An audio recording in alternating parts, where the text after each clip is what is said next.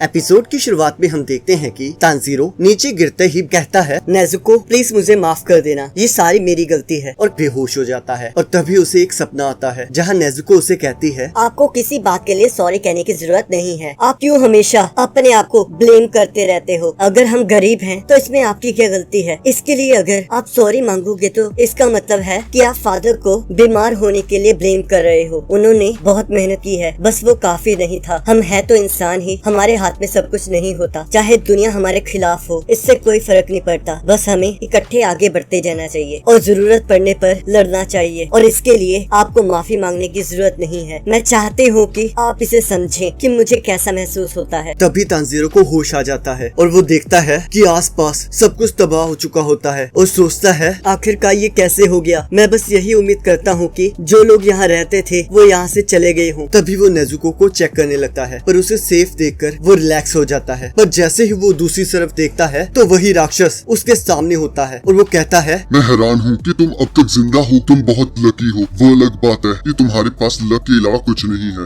ये बहुत दुख की बात है। तुम्हारे सारे दोस्त या तो जल रहे हैं या फिर किसी मलबे के नीचे दबे हुए हैं, और वो हाशिरा भी पॉइजन की वजह से मर गया है। और मेरे ख्याल से जो वो लड़की बॉक्स में है वो तुम्हारी रिलेटिव है। फिर भी कौन है ये? तुम्हारी छोटी बहन? तब तानजीरो सोचता है, आखिरकार ये मुझे मार क्यों नहीं रहा? यहाँ हो क्या रहा है? मैं अपनी स्वॉर्ड उठा क्यों नहीं पा रहा हूँ? इसका सिर चाहे मेरे करीब है, पर फिर भी मैं इसका गला नहीं काट सकता। और वो कहता है, जो लड़की इस बॉक्स में है वो मेरी बहन है। तब वो राक्षस हंसने लगता है और कहता है, तुम्हारे लिए और दुख की बात क्या होगी कि तुम अपनी बहन को भी नहीं बचा पाए। वैसे इसमें गलती तुम्हारी भी नहीं है। आखिरकार हो तो तुम ह्यूमन ही ना, क्योंकि वो एक राक्षसी है तो ये ऑब्वियस है कि वो तुमसे ताकतवर होगी। पर फिर भी अगर तुम उसके बड़े भाई हो तो तुम्हें उसे बचाना चाहिए, ना कि अपनी जगह लड़ने भेजना चाहिए अपने इन हाथों से। और तभी वो राक्षस तानजीरो की एक उंगली तोड़ देता है। और तब वो कहता है, इसके बावजूद तुम जैसा बेशरम इंसान अभी भी जिंदा है, और ऊपर से तुम अपनी बहन की पावर खुद को बचाने के लिए यूज कर रहे हो। तो कीड़े, मुझे जवाब दो, तुम जैसा कमजोर, डरपोक, बेशरम इंसान आखिरकार पैदा कैसे हुआ? तुम क्या ही कर लोगे? मैं भी देखना चाहता हूँ कि तुम इस कमजोर ह्यूमन बॉडी से मेरा सिर कैसे काटोगे। चलो दिखाओ मुझे, दिखाओ दिखाओ। पर तभी तानजीरो नेजुको को लेकर वहाँ से भाग जाता है और तब वो दोनों राक्षस उसे देखकर हैरान हो जाते हैं और हंसने लगते हैं। और वो राक्षस कहता है, मुझे नहीं लगा था तुम इससे ज्यादा बेशरम हो सकते हो। और वो उसे जलते हुए घर में फेंक देता है। पर तानजीरो अपने आप को बचा लेता है और वहाँ से फिर से भागने लगता है। तब वो राक्षस कहता है, मैं मान गया, आज से पहले मैंने तुम्हारे जैसा डरपोक और बेशरम इंसान नहीं देखा। और तब हम देखते हैं तानजीरो नीचे गिर जाता है और उस राक्षस पर पत्थर फेंकने लगता है। तब वो राक्षस तानजीरो को एक किक मारकर कहता है, ये तुम्हारे सिर पर क्या है? शायद इस मार्क की वजह से ही मैं तुम्हारी ओर अट्रैक्ट हो रहा हूँ। मेरे पास एक आइडिया है, क्यों ना तुम भी एक राक्षस बन जाओ अपनी बहन की खातिर। अगर तुम राक्षस बन जाते हो तो मैं तुम्हारी जिंदगी बख्श दूंगा, क्योंकि तब हम दोस्त बन जाएंगे। नहीं तो मैं तुम्हें और तुम्हारी बहन को मार डालूंगा। तब वो राक्षसी कहती है, ब्रदर मैं इसमें तुम्हारे साथ बिल्कुल नहीं हूँ। तब वो राक्षस कहता है कि इंसान कितने क्यूट होते हैं। जब उन्हें दुख होता है वो आसमान की तरफ देखते हैं ताकि उनकी आंखों से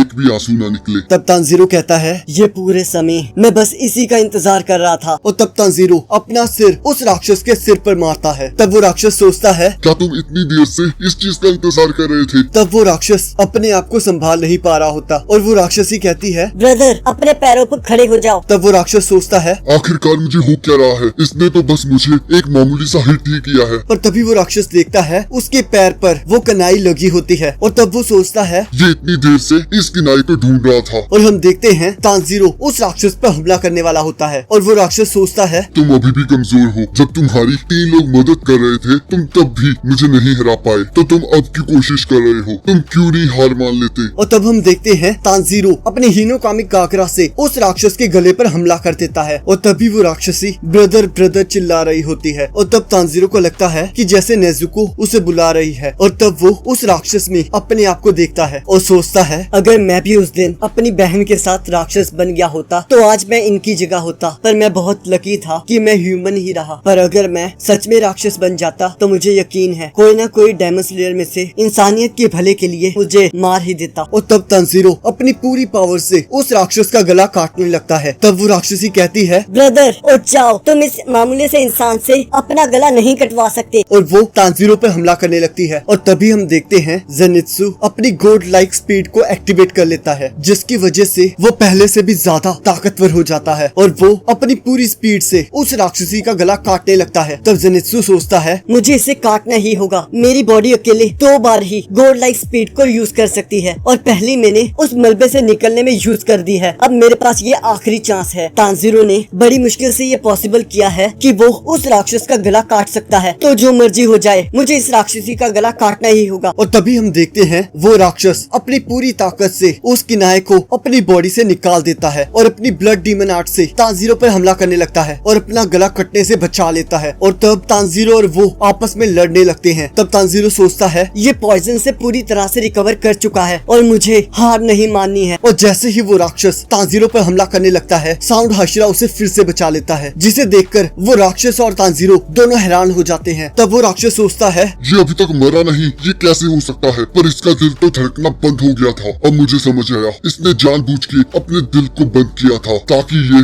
जहर को अपने शरीर में फैलने से रोक सके। तब वो राक्षस साउंड हाशिरा पर हमला कर देता है, पर साउंड हाशिरा उस राक्षस के हर वार को डिफ्लेक्ट करते हुए आगे बढ़ता जाता है, जिसे देखकर वो राक्षस हैरान हो जाता है और सोचता है उसने बस एक ही हाथ से मेरे सारे हमलों को डिफ्लेक्ट कर दिया, ये कैसे पॉसिबल है? और वो फिर से साउंड हाशिरा पर हमला कर देता है और तब वो आपस में फिर से लड़ना स्टार्ट कर देते हैं। और हम देखते हैं उनकी स्पीड हर एक वार के साथ बढ़ती जाती है और वो अपनी पूरी ताकत से एक दूसरे के साथ लड़ने लगते हैं और उनके रास्ते में आने वाली हर चीज तबाह होने लगती है। और तब तांजीरो सोचता है चाहे अभी के लिए साउंड हाशिरा इसे रोक के रखें, पर वो ज्यादा देर तक ये नहीं कर पाएंगे। मुझे उनकी मदद करनी ही होगी। अगर मैं उस राक्षस का सिर काट पाया तो जीत हमारी होगी। और तभी हम देखते हैं वो राक्षस साउंड हाशिरा को बहुत घायल करने लगता है और तब तांजीरो उस राक्षस पर जैसे ही हमला करने लगता है, वो राक्षस अपनी सिक्कल को तांजीरो के मुंह के आर पार कर देता है। और तब वो राक्षस सोचता है इसने तुम्हारे लिए रास्ता बनाया, पर तुमने फिर भी इस चांस को खो दिया। अब तुम लोग जरूर हारोगी। तब तांजीरो सोचता है चाहे मैं मर जाऊं पर तुम्हारा सिर काट के ही रहूंगा, और वो उस राक्षस के गले पर हमला कर देता है। तब वो राक्षस सोचता है आखिरकार तुम हार क्यों नहीं मानते हो? तब तांजीरो सोचता है चाहे मेरी बॉडी जितनी मर्जी दर्द कर रही हो, पर मुझे अपनी पूरी की पूरी ताकत इकट्ठी करनी होगी। और तभी हम देखते हैं तांजीरो के सिर का मार्क चेंज होने लगता है और तांजीरो के अंदर से आग निकलने लगती है। और तब वो राक्षस सोचता है मुझे यकीन नहीं आ रहा कि ये मेरा सिर काट सकता है। पर रुको, अगर ये मेरा सिर काट भी दे, पर जब तक मेरी बहन का सिर सही सलामत है मुझे कुछ नहीं हो सकता। और यहाँ हम देखते हैं जेनित्सु अपनी गॉड स्पीड के साथ उस राक्षसी का गला काटने की कोशिश कर रहा होता है। तब वो राक्षसी कहती है मुझे बहुत बुरा लगेगा कि तुम मेरा सिर नहीं काट पाए। अब मैं तुम्हारे टुकड़े टुकड़े कर दूंगी। पर तभी हम देखते हैं इनोस्के उस राक्षसी के वार को काट देता है। तब वो राक्षसी सोचती है कि इसके दिल पर मारने के बावजूद ये जिंदा कैसे है। तब इनोस्के कहता है मेरी बॉडी के बारे में तुम कुछ नहीं जानती। मेरे लिए मेरी बॉडी के ऑर्गन्स को शिफ्ट करना बच्चों का काम है। तुम्हारी जानकारी के लिए मैं बता दूं कि मैं एक माउंटेन पर पला बढ़ा हूँ, जिसकी वजह से मुझ पर जहर वर्क नहीं करता। और तब इनोस्के और जेनित्सु उस राक्षसी का गला काटने लगते हैं। और यहाँ हम देखते हैं तांजीरो, इनोस्के और जेनित्सु अपनी पूरी ताकत से उन दोनों का सिर धड़ से अलग कर देते हैं और उन दोनों का सिर एक दूसरे के पास जाकर गिरता है, जिसे देखकर सुमा बहुत खुश होती है। तभी हम देखते हैं तांजीरो को सांस नहीं आ रही होती और तब तांजीरो सोचता है इस जहर की वजह से मुझे सांस लेने में प्रॉब्लम हो रही है, मुझे अपनी ब्रीथिंग की मदद से इस जहर को रोकना होगा। तब साउंड हाशिरा तांजीरो को कुछ कह रहा होता है, पर तांजीरो सोचता है कि आखिरकार ये